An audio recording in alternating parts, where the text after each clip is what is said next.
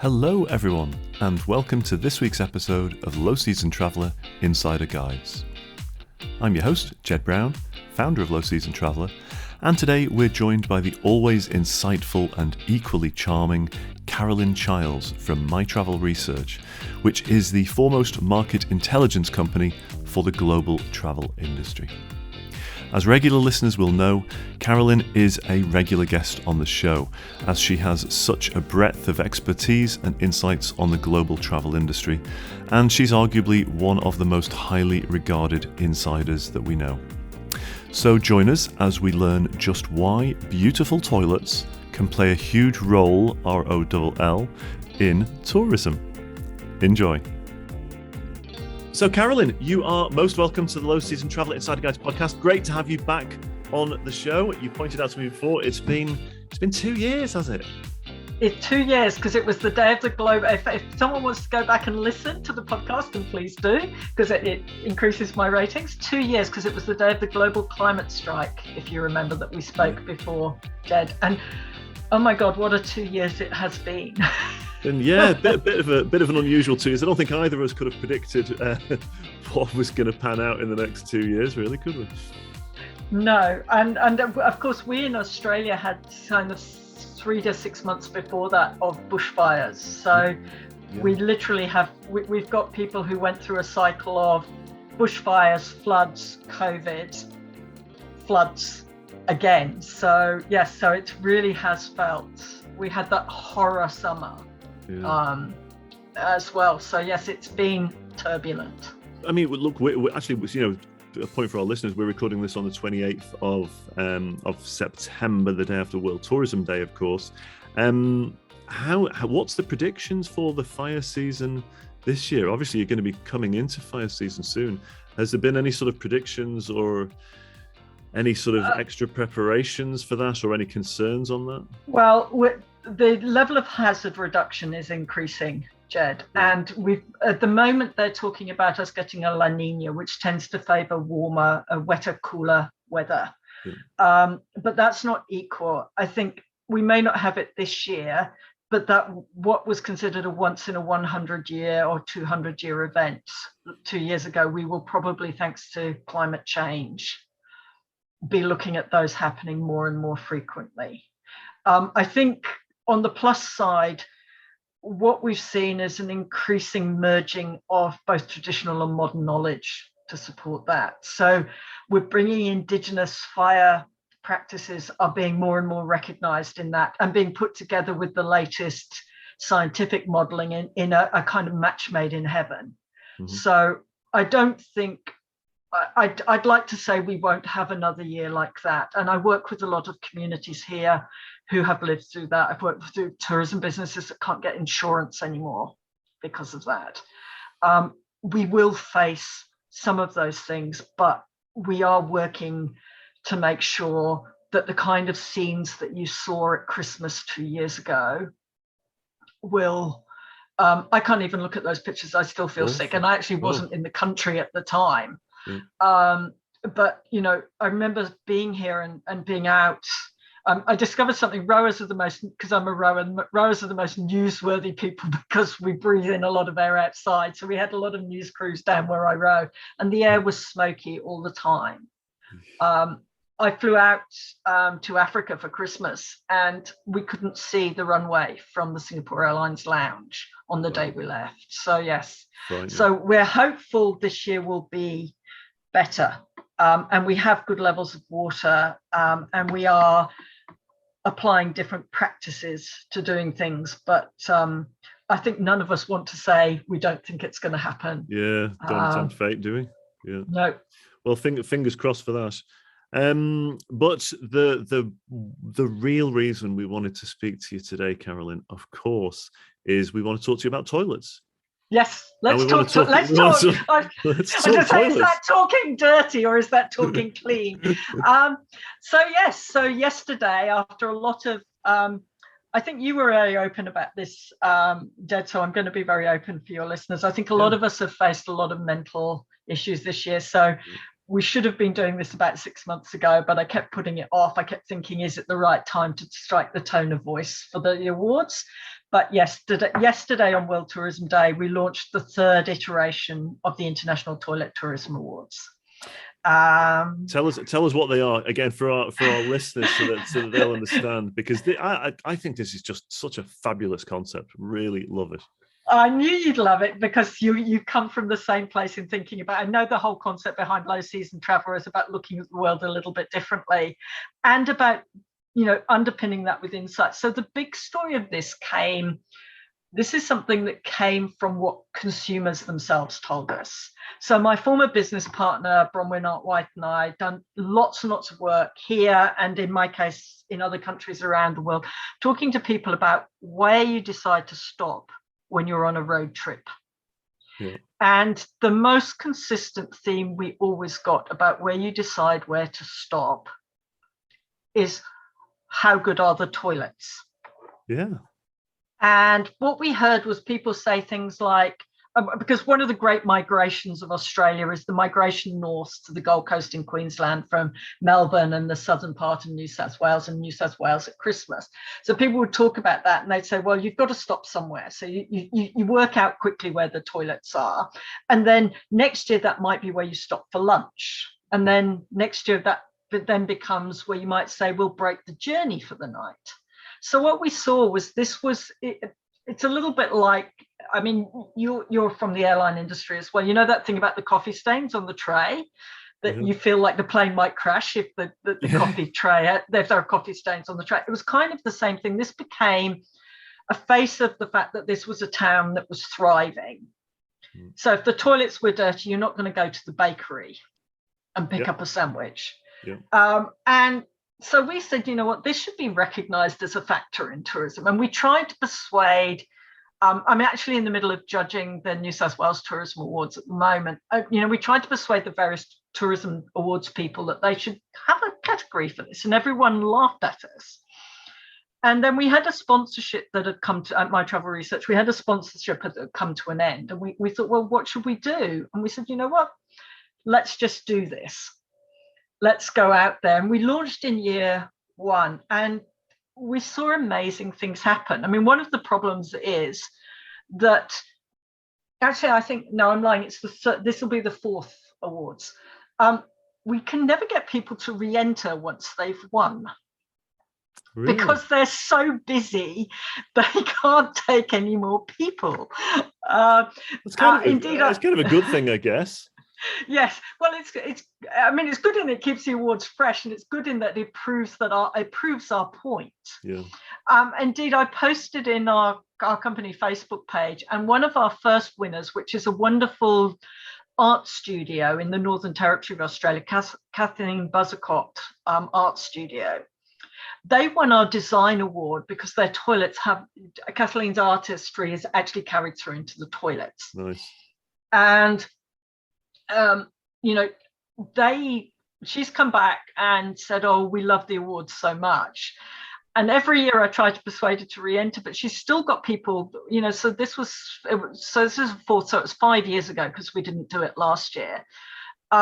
She's still got people fetching up saying, oh, we read about you in these awards. And similarly, our best location that year, the first year, was a toilet in the up in Arnhem Land in the Northern Territory, and it's a shack, but it's a shack that looks out over the bay, and you can sit with the door open because no one can see you, and you can see crocodiles swimming around.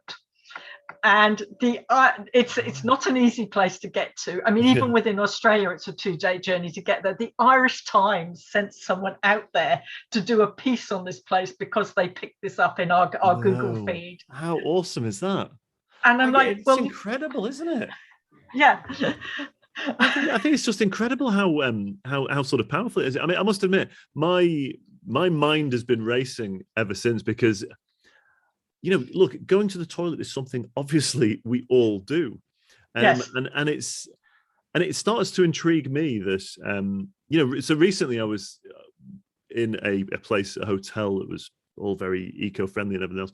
and I was just remarked that the urinals were black, which now, you might not be familiar with this, but basically everywhere you go in the world, the toilets are exactly the same. It's a bit like hotel rooms, isn't it? The hotel rooms, you've got the bathroom on this side, then you go in, you've got the TV there, you have to have a big TV, whatever. And it's the same with bathrooms, toilets. They're all pretty much exactly the same. Most of the fittings are going to be white. You're going to have, all right, maybe hand dryers. In gents ones, by the way, every time you'll have maybe 10 urinals, 2 cubicles, and then bizarrely either 1 or 2 sinks. I always think that's just really... I was like, how's the maths work on that? You've got facilities that you can have 20 people urinating at the same time, but only 2 washing their hands at the same time. I always think that's a bit...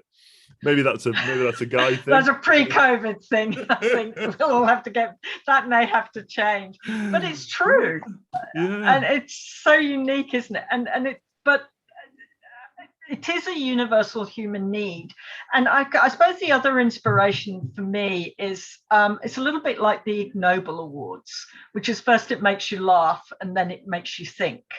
And I think that's where it is. And the more we got into this and the way we do the prizes is toilets are actually an economic powerhouse in all sorts of ways. Access to good toilets means that girls are more likely to complete education. Wow. Women completing education is worth 1 to 2 percentage points of GDP each year, and more in some developing countries. It reduces infant mortality. So that knock-on effect from just having good toilets, it truly is life-changing. So actually, if you win, we have an overall prize and then we have a series of subcategories. If you win the overall prize, no one themselves gets any monetary benefit from winning other than they promote it, they get visitors, because we think that's where the glory is. But the winner has $2,000 to put towards a charity linked to something to do with sanitation. Nice. Because of that. And I think that's where we see how important it is. And one of our categories is for accessible toilets. And, this is a topic that, I have a bit of fraud syndrome, but thanks to some work I did for the Australian government on this about 4 years ago, I've apparently become an expert on this. But again, for people with a disability, it's even more important to know where your toilets are, to know that your toilets, provide the space that you do. And it literally is for people with a disability, having good access to good accessible toilets is a liberating experience that frees them to travel. And if it were easier for people with a disability to travel, accessible tourism would be 44% larger than it currently is in the UK. And in the UK, it's worth £17 billion as a sector.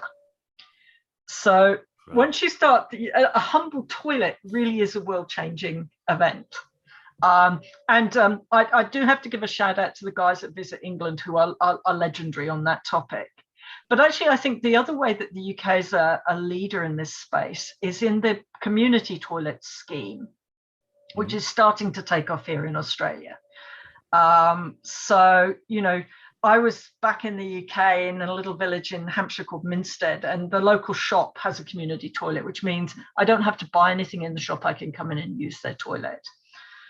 Did I get out of there without actually stopping for a coffee and a piece of very expensive cake and buying a card while I was in there? Of course I did not. So, I think and that's where it comes from. So we've got an accessible award. We actually, in our first year, we had to introduce a toilet tourism strategy award, which was won by the state of Wisconsin, because we didn't actually have any other category that we could put them in, but we so loved it. They have a toilet museum. They have all sorts of toilet themed attractions. Oh, wow. So we had to create that. We don't always award that one. We have to see who's kind of really got into that. We have best design. We have quirkiest. We have that accessible. And these are all public toilets, right? So these are all. Anyone can is it enter. Mixture? Anyone can enter. It's a mixture. Anyone can Fabulous. enter. It's free to enter. It used to be, we assumed it would be businesses and destinations that would enter. Yeah. But then we found out we were getting people send in things and we couldn't really award them anything because, I actually had a fabulous one 2 years ago, Mount Elbrus, this toilet on Mount Elbrus one. And I had no one to kind of give that award to. I'd like to shout out to Alicia Brandenburg, who helped me track down someone in Mount Elbrus I could send the award to. So we introduced a people's choice. So, as a member of the public, there's a category you can go in and it'll fill in, and you can put that toilet into the people's choice. Yep.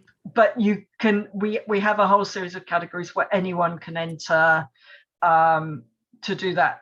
So location, I mentioned up in the Coburg Peninsula, design, accessible, overall contribution to strategy, and overall awards. So that we pick the overall winner from each of those individual categories. We look at who does well, and we have our mutual friend Chris Flynn of WeTech was a judge a few times, and I haven't tapped him on the shoulder yet, but he will be a judge again. And if you'd like to join us as a judge, Jed, we'd love to have you. I would be honoured. That would literally the only make thing my is year.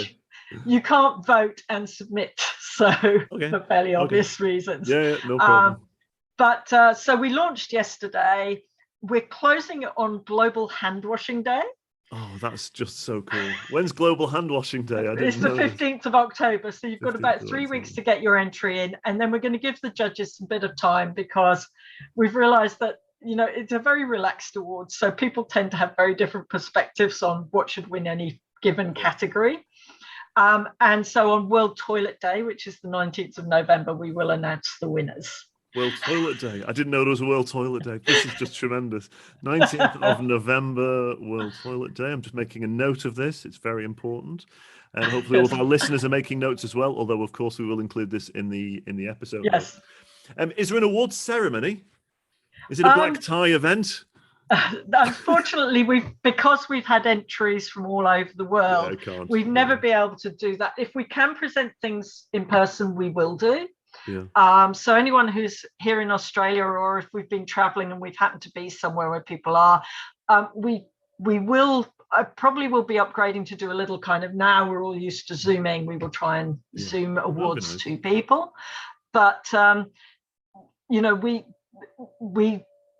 you do get a certificate and you get a free membership of mytravelresearch.com. So there are benefits, but most of the benefit that we see is that people get to talk about it. It gives them a story to tell, and understandably the media love it.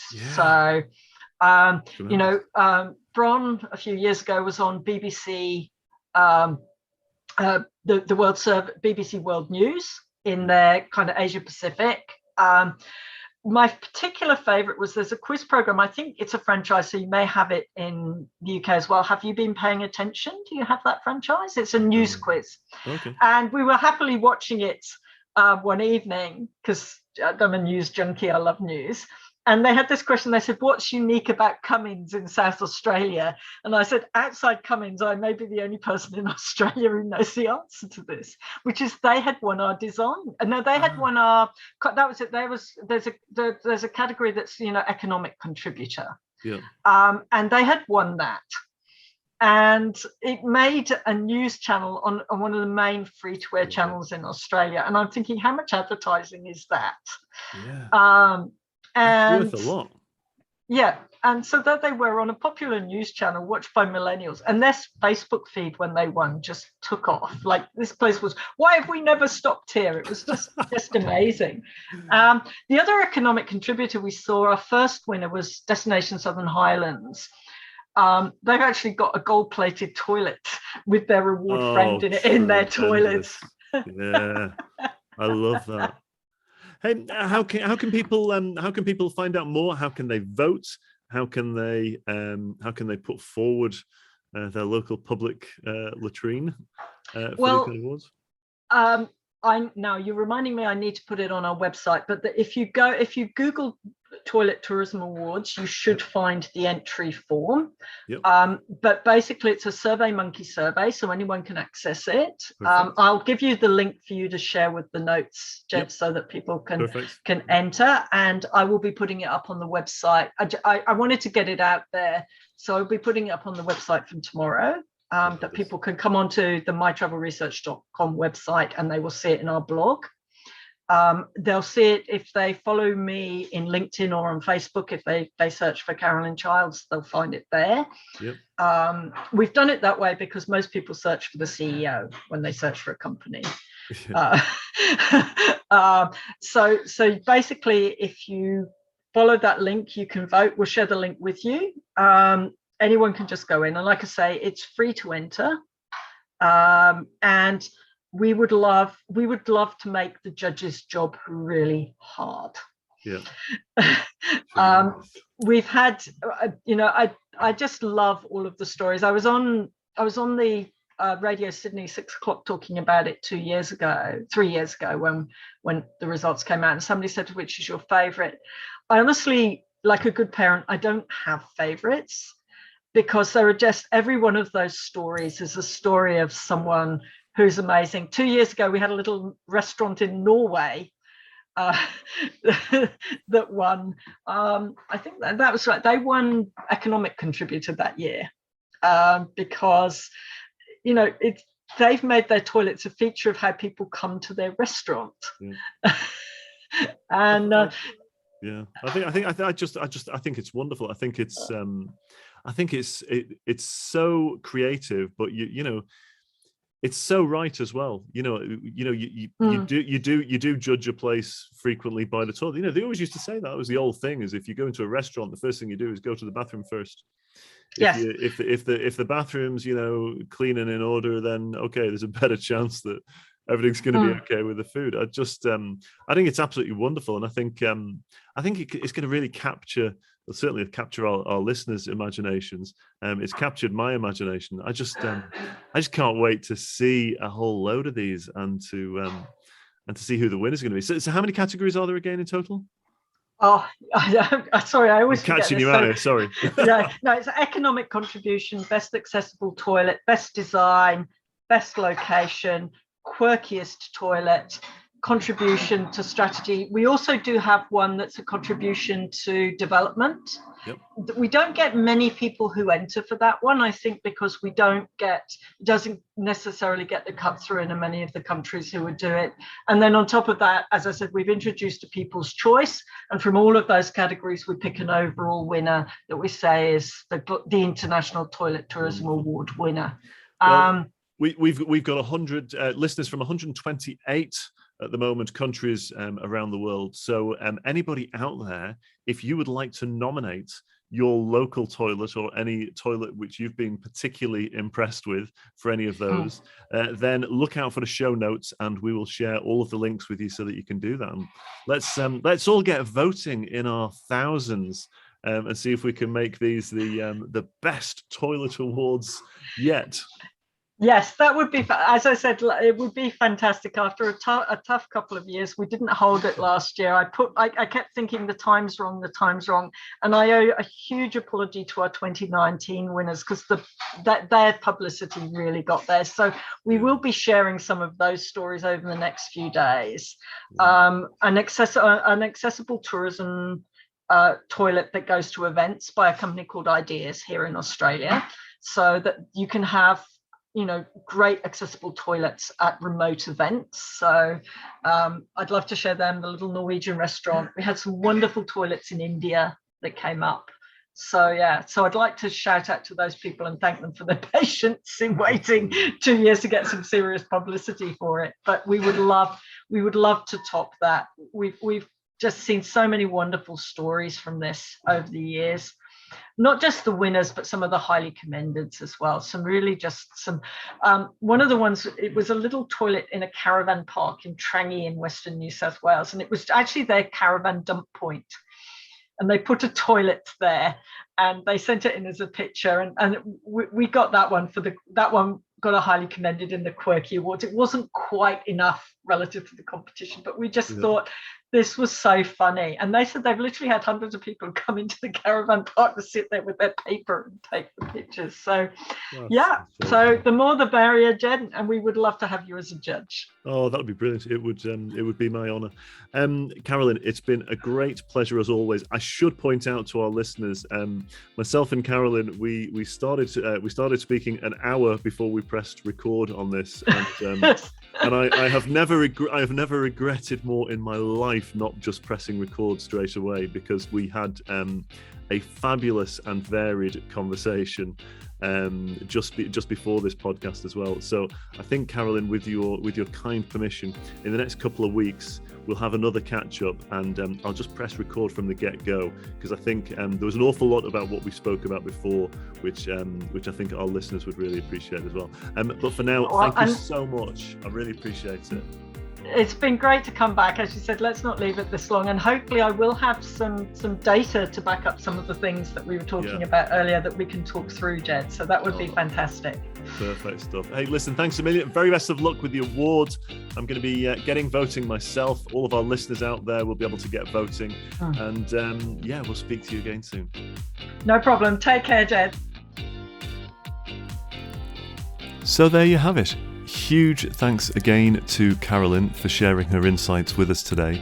And if you'd like to nominate a toilet for the International Toilet Tourism Awards, then please do visit mytravelresearch.com, or alternatively the episode page on lowseasontraveller.com, and you can nominate your favourite loo. We'll be catching up again with Carolyn in the coming weeks, but look out for our next podcasts featuring the low seasons in Sri Lanka, rail journeys around the UK in the low season months, tours by locals all over the world, Croatia in the low seasons, and much, much more. But that's our show for this week. Thanks as always for your company. Have a great week wherever you are. Stay healthy, stay safe, keep your travel dreams alive, and don't forget to share this podcast with your friends, family, and social networks.